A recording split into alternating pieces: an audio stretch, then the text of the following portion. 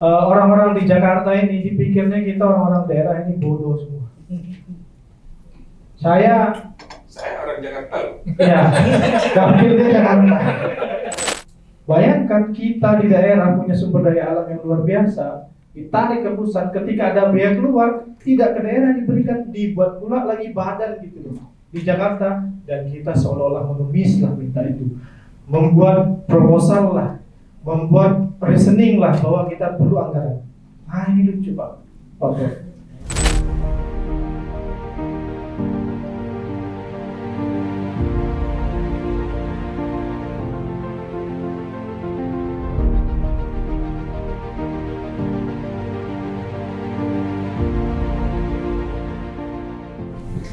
Ada 4 isu strategis awalnya nih, Prof, yang kita DPD sangat sulit ini membahas. Pertama, kita bicara tentang ketimpangan keuangan vertikal maupun horizontal. Itu isu yang diangkat oleh pemerintah. Yang kedua, tingginya gap pelayanan publik antara daerah maju dan daerah tertinggal. Yang ketiga, besarnya ketergantungan pemerintah daerah kepada dana transfer karena belum optimal terkait dengan pendapatan asli daerah. Nah, yang keempat, adanya pelaksanaan anggaran di daerah yang belum berkualitas, artinya quality spending-nya masih sangat buruk gitu di daerah.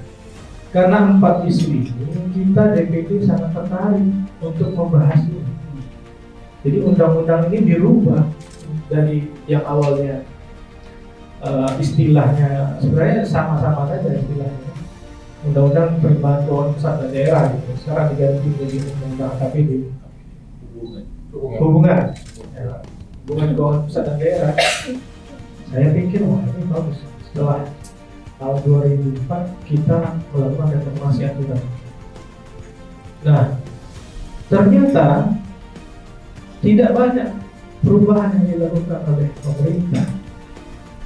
Saya nggak tahu apa yang ingin digolkan oleh pemerintah pada saat perubahan itu, Pak Bro. Dari hasil hampir 2 tahun ini tergambar sudah ini Pak, bahwa TKD 2022 dan di 2023. Nah, ini dari data yang disajikan oleh Prof. Cip ini, lucunya terjadi penurunan Prof. Dari 2022 ke 2023 Prof. Nih, data dari Prof. Seharusnya kalau seandainya kita mengacu pada semangat dan poin-poin yang dirubah itu, dana transfer ke daerah itu tetap meningkat. Nah, tapi dari data ini dari 2021, 2023 menurun. Jadi ini lucu ini memang.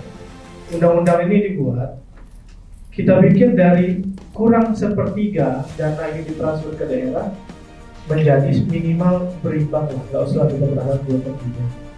Nah, ini justru berkurang. Jadi critical point saya yang pertama itu dulu. Jadi saya lihat ini Prof, ya, orang-orang di Jakarta ini dipikirnya kita orang-orang daerah ini bodoh. Saya orang Jakarta loh. ya, dapilnya Jakarta. Karena saya Jakarta juga.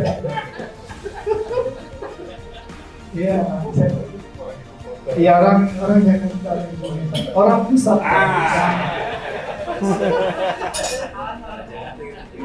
Dipikirnya kita ini orang bodoh.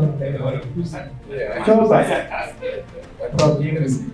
Kita lihat ini data. Ini gampang sekali. Bagi anak muda ini gampang membacanya. Saya bukan orang di bidang ekonomi, ini gampang membacanya. Dilahirkan undang-undang KPD dengan 4 poin itu yang diajukan oleh pemerintah, disepakati oleh DPR, DPD, pemerintah juga sebetulnya. Ketika dibuat PP, Pak, pemerintah ini saya nggak ngerti nih, tidak komitmen gitu loh, Menteri Keuangan. Disepakati di Komisi 11, saya ingat betul waktu itu ada dana bagi hasil perkebunan kelapa sawit. Ini harus saya ulang-ulang terus ini, karena saya sakit hati Pak. Jujur aja ini, nih. Ini BPDPKS sampai dengan tahun 2023 ini Mei ya, sudah mengumpulkan dana 186 triliun. Tak. Dan biaya keluar BK CPO itu tahun ini diturunin lagi jadi 40% lebih gitu. Ini menurut saya ini ke apa ya, lucu-lucu cara orang pusat ini mengelola negara. Bayangkan kita di daerah punya sumber daya alam yang luar biasa, ditarik ke pusat, ketika ada biaya keluar tidak ke daerah diberikan, dibuat pula lagi badan gitu di Jakarta, dan kita seolah-olah mengemis lah minta itu, membuat proposal lah, membuat reasoning lah bahwa kita perlu anggaran. Ini lucu Pak. Oke.